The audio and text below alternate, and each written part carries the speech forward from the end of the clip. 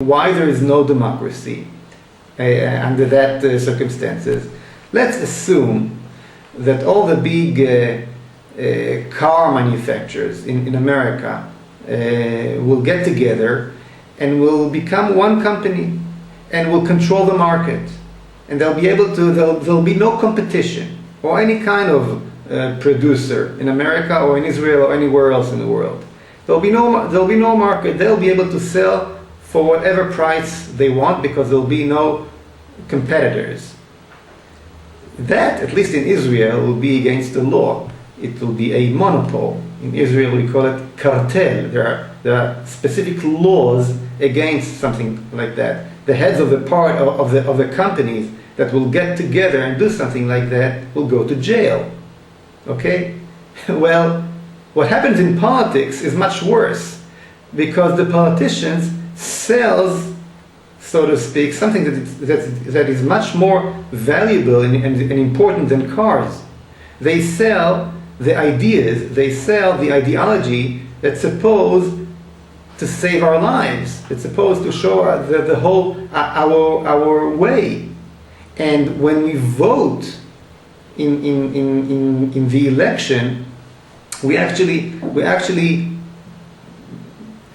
buying one product instead of the other product. We're choosing which product we want, which product we want to buy, and how we want to live the coming 4 years. And then right after the election, the producer is making this monopoly and do whatever they want. This is I will call it a unity government is basically a political cartel, a political monopoly, and it makes the whole basic concept of democracy irrelevant. And in order to give away the land of Israel, freeze the settlements, going in the direction that Netanyahu goes today, that the state of Israel is going today, against the will of most of the Israelis, you have to give up on democracy. Explain to me what is the rationale behind bringing in Kadima into the coalition. Is there a problem with the Labor government, with the Labor Party? Are they going to be leaving? What's the need here? Doesn't he have enough people that could do his fulfill the edict of destroying Judea and Samaria? Well, first of all, it shows that Netanyahu, even though he has a very strong, big government, feels weak. Remember how Yitzhak Rabin passed the concept of Oslo. He had a minority government. He based his votes on the Arab vote. He was attacked by the right, left and right for these reasons. How can you make such dramatic change in the Israeli direction with a minority government based on the Arab vote? Yet he felt strong enough, and he did it, and it didn't occur his mind. He didn't think of for 1 minute to turn to Netanyahu and ask him to join his government. He felt strong enough. Obviously, what it shows, first of all, is Netanyahu feels very weak, don't have his own guts to do what he is going to do. This is first of all. Second, it shows that the 10 months freeze are just the beginning. I heard Knesset member Dani Danon explaining I read actually in the Jerusalem Post, and I agree with him, that this whole move is preparing to the day after the 10 months, to the continuation. When he makes the base of the government wider, with not with Ketzaleh and the guys from Ichud Leumi, from the more right wing, but of course more left as Kadima, he is preparing to the day that maybe he'll have a lot of shake inside his own party. The opposition inside Likud will become stronger and stronger, and that is going to happen, Be'ezrat Hashem, I hope very soon. And by doing that, he will be able easily to continue with the master plan, a very evil master plan that I believe we're facing right now. The 10 months freeze is only the tip of the iceberg. Now it seems the Kadima Party could prosper very much from joining the government. They have been sidelined. Tzipi Livni, a bit of a kind of weak leader to that party. You don't really hear her. She's not making statements that are rocking. People in her own party are not very happy with her, including some 6 or 7 members of Kadima who were considering leaving the party because they didn't like their chances. They didn't like their political strength under that rubric of the Kadima Party. But it seems like they're not going for that. It seems like they're not going in that direction.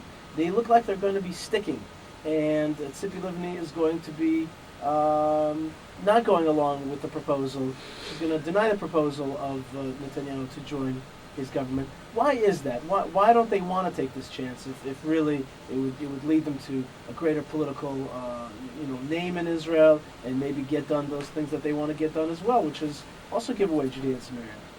I assume that Netanyahu wants to get his political power base wider and stronger, yet not yet to destroy Kadima, which is a very positive and good thing to do, an easy thing to do. It will happen in any case, with Netanyahu or without, because the Kadima Party is a party that's called anti-ideological party. The whole concept of Kadima is the end of ideologies.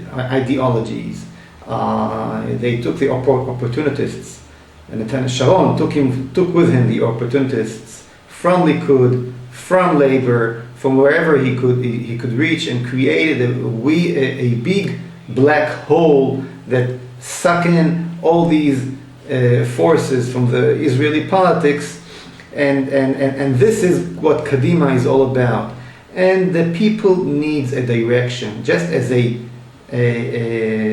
human being need a goal, some kind of direction to give meaning to his life, and give him the forces to go through the challenges of life. A nation needs the same thing as well. And that's why a party like Kadima cannot exist for too long. The same thing is going to happen sooner or later to the Likud under the leadership of Netanyahu, because basically it represents more and more the same concept.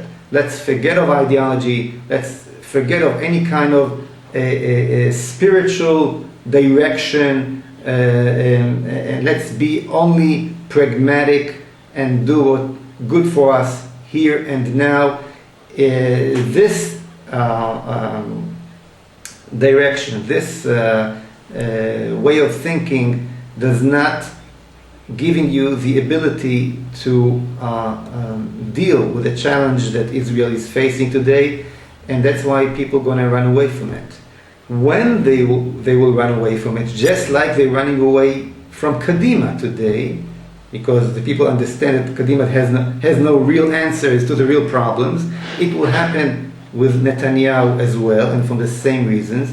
At that point, which I believe is not far away from where we are now, because the challenges are tremendous, as you mentioned, Iran and a lot of threats, economical, political, and security threats, and so on. When that happens, the question is, who's going to take the lead? Who will the people of Israel will turn to?